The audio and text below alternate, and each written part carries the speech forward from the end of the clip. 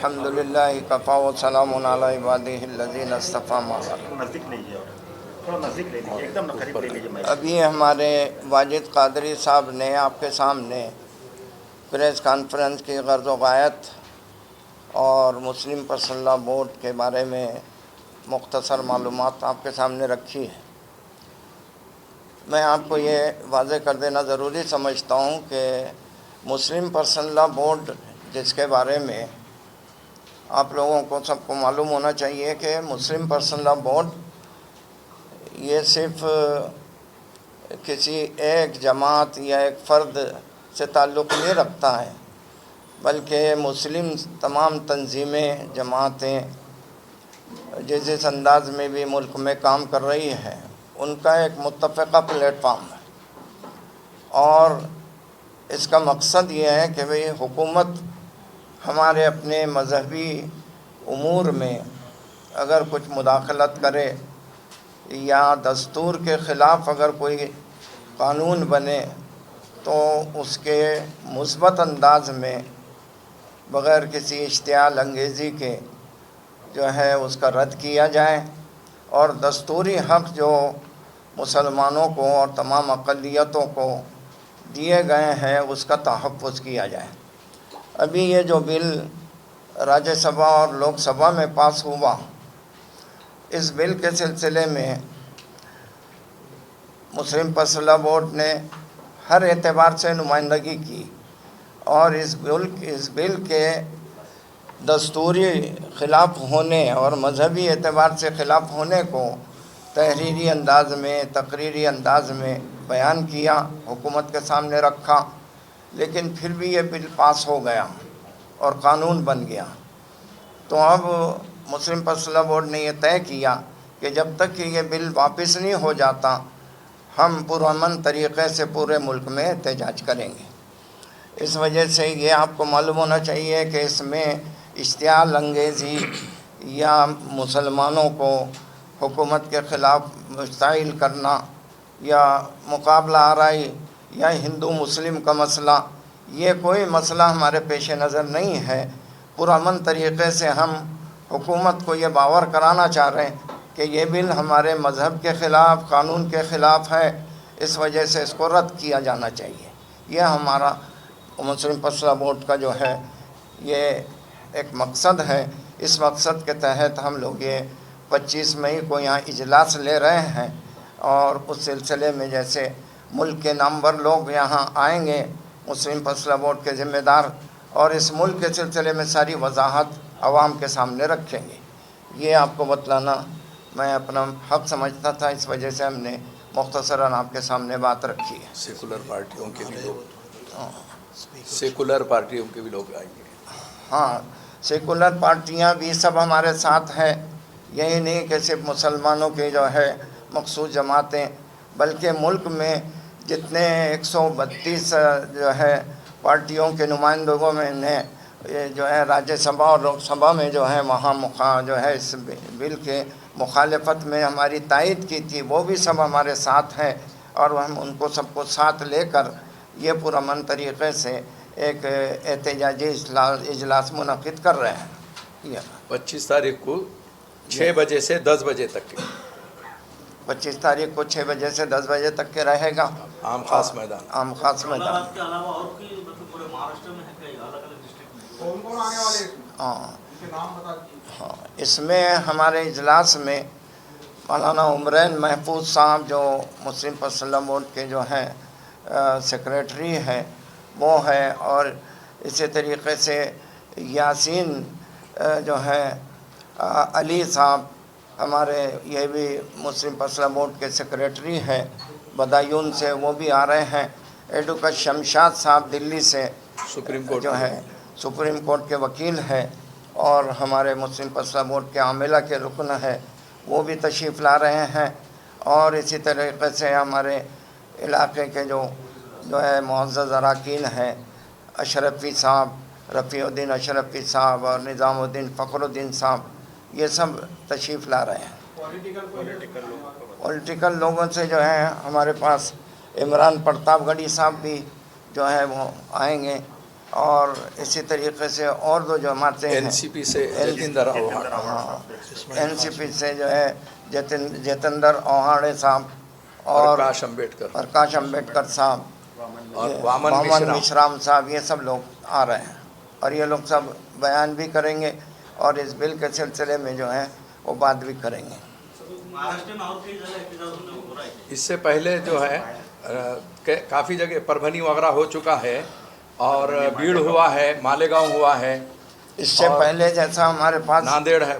अभी जो है 23 को जलगांव में हो रहा है, 25 को हमारे पास है, 24 को नांदेड़ में है और 26 को पूना में है। ये सब पूरे महाराष्ट्र में मिल गया आपको? चल रहा है। ये cities of police station permission मिल गया है।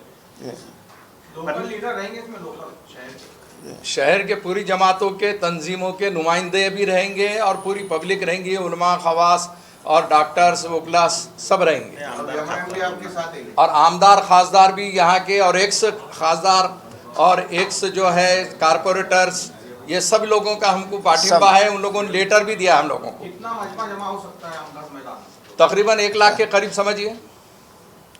अब आपके ऊपर है, आप जितनी पब्लिसिटी आप जितना ताउन और मदद करेंगे उतना बेहतर है।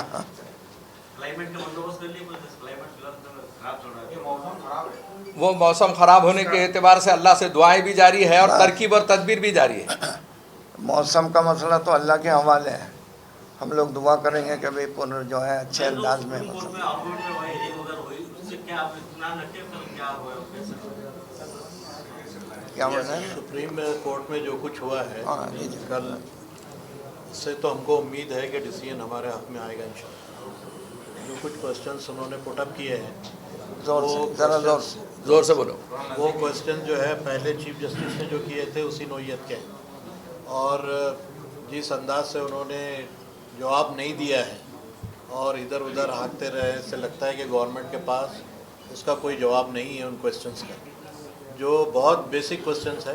क्योंकि पार्लियामेंट ने बहरहाल कानून पास किया है, चीफ जस्टिस सोचेंगे एक मरतबा कि एक पार्लियामेंट का पास किया हुआ कानून किस तरह से रिजेक्ट किया जा सकता है। लेकिन जो फंडामेंटल राइट्स है, 15 है, 14 है, 25 है, 26 है, ये जो बेसिक फंडामेंटल राइट्स है, इसके अगेंस्ट में अगर कोई लॉ कोई भी बनाता है तो वो एक्सेप्ट नहीं होगा। और due to this custodian of the constitution अगर सुप्रीम कोर्ट को मानते हैं तो सुप्रीम कोर्ट की पहली जिम्मेदारी ये है कि जो बुनियादी हुकूक हैं, फंडामेंटल राइट्स जो हैं, उसको वायलेट करने वाला कोई भी कानून वो एक्सेप्ट ना करे, चाहे वो पार्लियामेंट बनाए, असेंबली बनाए, कोई भी। तो फंडामेंटल राइट्स कभी भी चेंज नहीं हो सकते, वो कॉन्स्टिट्यूशन का अटूट अंग है, उसको कोई तब्दील नहीं किया जा सकता। और हम समझते हैं कि ये जो नया कानून आया है ये फंडामेंटल राइट्स को वायलेट करता है, इसलिए सबसे ज़्यादा हम इसके ऊपर जोर दे रहे हैं और सुप्रीम कोर्ट इंशाल्लाह हमारे हक़ में फैसला करेगा इंशाल्लाह।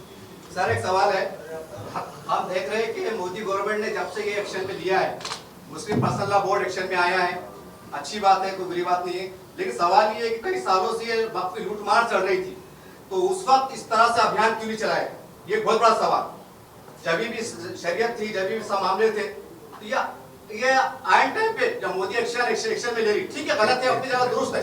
तो आज मुसलमान जो पहले लूटमार हो रही थी, उस वक्त आपने मनदम तरीके से इस तरह से लाहेमत तैयार क्यों नहीं किया? ये सबसे बड़ा सवाल, मेरा सवाल नहीं, ये आवाम का सवाल है। देखिए, इससे पहले आपने देखा होगा कि वक्फ बचाओ तहरीकें चली और आज भी जिंदा है और हर इलाके में मुसलमानों ने अगर गलत होते हुए वक्फ को चाहे अंदर के लोगों ने लूटा या बाहर के लोगों ने लूटा है तो उसके खिलाफ में आवाज़ हर जमात ने उठाई, जमात इस्लामी ने उठाई, जमीयत उलमा ने उठाई, पर्सनल लॉ बोर्ड ने उठाया है। ऐसा नहीं है कि ये कौम सो रही है या इसके जिम्मेदार सो रहे हैं, हर वक्त का आपको उठाकर देख लीजिए तारीख को। अब ये रहा ये कि आपका बोलना ये कि इस वक्त खालिस इसको उठाया जा रहा, ऐसा नहीं है। ये जहाँ जहाँ जिस इलाके में वक्फ बोर्ड में घपला हुआ उसको उजागर करने के लिए लोग समाज के आते रहे। इसमें मैं ये अर्ज कर रहा हूँ कि वक्फ एक्ट, हमारा जो अभी एहतजाज है वो इस जो अमेंडमेंट एक्ट के ख़िलाफ़ है, जो कि पूरा का पूरा जो 44 जो उनके तरमीमात है या अमेंडमेंट्स हैं वो हमारे बेसिक फंडामेंटल्स के ख़िलाफ़ पड़ रहे हैं, इसलिए हम इसके ख़िलाफ़ पढ़ रहे हैं। जो लॉ 54 में बना था, जो लॉ 95 में बना था, अमेंडमेंट एक्ट जो 2013 में बना था और उसके बाद अब ये अमेंडमेंट आया है। तो 2013 के अमेंडमेंट को क्यों गवर्नमेंट एक्सेप्ट नहीं कर रही है, मेरी समझ में नहीं आ रहा है। वो अमेंडमेंट खुद बीजेपी वगैरह ने एक्सेप्ट किया था, बीजेपी वगैरह ने एक्सेप्ट किया था, उनके बड़े बड़े लीडर्स उस वक्त अपोजिशन में मौजूद थे, उन्होंने सहमति से उसको पारित किया था। लेकिन वो अमेंडमेंट को छोड़कर ये नया अमेंडमेंट उम्मीद दिलाकर जो किया जा रहा है, ये अमेंडमेंट हमारे लिए सबसे ज़्यादा नुकसानदेह, स्पेशली जो यानी आउट ऑफ 44 जो 4 मुद्दे हैं, वह बाय यूज़र्स, नॉन मुस्लिम का शमूलियत और वक्फ प्रॉपर्टी को एज ए कलेक्टर डिक्लेयर करना और लिमिटेशन एक्ट, ये सबसे ज़्यादा डेंजरस है इस लॉ के लिए। और इस लॉ के अंदर वक्फ के लिए तो हम समझते हैं कि इसके खिलाफ हमको खड़े होना चाहिए। स्टेक होल्डर हम लोग हैं, ये हमारे आबा और अजदाद की खून पसीने की कमाई है, किसी के जागीर नहीं है, ये किसी की जागीर नहीं है, ये मुस्लिम जो आबा और अजदाद थे हमारे, उनकी पर्सनल प्रॉपर्टी है जो पब्लिक के लिए वक्फ की गई है, जो लोगों को समाजी एतबार से, मजहबी एतबार से मदद के लिए ये प्रॉपर्टी दी गई है। इसलिए स्टेक होल्डर होने की वजह से हमारा ज़्यादा हक बनता है कि हम अपनी राय रखें और अपने बारे में ज़्यादा बात करें। शुक्रिया अदा करेंगे। एक मिनिट जरा मैं बोल देतो. हाँ आता अच्छा आताच आपल्यासमोर आमच्या उर्दूमध्ये आमच्या जे त्याचे इथे जबाबदार जे व्यक्ती आहेत त्यांनी आपल्यासमोर काही ब्रीफिंग केलेली आहे। महत्त्वाची गोष्ट त्यांनी सांगितली की All India Muslim personal law board हे एक सर्व धर्मीय याच्यामध्ये लोक सामील आहेत। 132 संघटना त्यांचा पाठिंबा आहे। मुस्लिम संघटना राष्ट्र याच्यामध्ये जमात इस्लामी, जमातुल उलमा, रजा अकॅडमी, अहले सुन्नतुल जमात, अहले हदीस, जेवढे काही मोठे मुस्लिम संघटना आहेत, धार्मिक संघटना ते देखील आहेत आणि त्याचबरोबर इतर पक्षांचं देखील समर्थन आपल्याला आपण पाहत आहोत की आहे आणि सर्वपक्षीय समर्थन आहे। म्हणजे सरकारला सोडून जेवढे काही पक्ष आहेत ते सर्व पक्ष, राजकीय पक्ष देखील याचं इथं समर्थन करत आहेत। त्याचबरोबर दुसरी महत्त्वाची गोष्ट आपल्या समोर आली की काही विरोध करण्यासाठी विरोध करणं हे नाहीये, कारण की कायदा असा निर्माण केला जातोय की त्याच्यामुळे वक्फवरच प्रश्नचिन्ह निर्माण होत आहेत। वक्फ मंडळाचे जे काही वाईट कारभार असतील त्याच्या विरुद्ध आमचं आंदोलन चालू राहील, परंतु आता प्रश्न त्या वक्फच्या संपूर्ण जो एक कन्सेप्ट आहे त्याच्यावर आहे। प्रश्न हा संविधानावर आहे, प्रश्न हा माझ्या मूलभूत अधिकारावर आहे आणि त्यासाठी आम्हाला असं वाटतं की सर्व जे संविधानप्रेमी लोक आहेत, देशाचे जे नागरिक आहेत, त्यांनी यासाठी एकजूट झालं पाहिजे। आजची प्रेस कॉन्फरन्स घेण्याचा मागचा उद्देश हाच देखील आहे। मी आपल्या सर्वांचा आभार व्यक्त करतो, आपण इथं आलात आणि आम्हाला अशी आशा आहे की हा जो संदेश आहे, जो संदेश इथं आपल्यासमोर ठेवण्यात आला की हा फक्त मुसलमानांचा लढा नाही, कायद्याला पळवाट असतात, कायद्याने नैतिकता निर्माण केली जात नाही, म्हणून आम्ही फक्त त्या कायद्याचा विरोध करायचा म्हणून विरोध करत नाहीत। हा प्रश्न फक्त वक्फ पुरता नाही, हा प्रश्न देशाच्या संविधानाचा आहे। यावर आपण प्रत्येकानं समजलं पाहिजे आणि समाजापर्यंत हा जो संदेश आहे आपल्या संविधानाला वाचवण्याचा आणि आपल्या अधिकारांचं रक्षण करण्याचा, एका कम्युनिटीला गुलामीपासून जाण्यासाठी वाचवण्याचा, यासाठी आपण सर्व सहकार्य कराल अशी आम्हाला आशा आहे।